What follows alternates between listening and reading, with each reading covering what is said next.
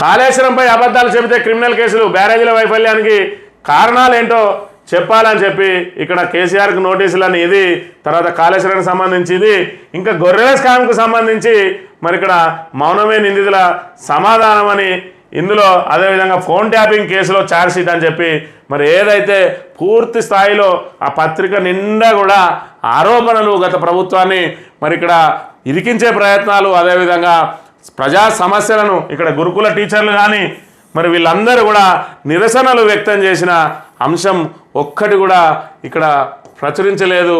మరి ఇక్కడ వీళ్ళకు ప్రజా సమస్యలు కనబడతలేవా ఆంధ్రజ్యోతి పత్రిక అనే అంశాన్ని మనం ఇక్కడ గమనించాలి.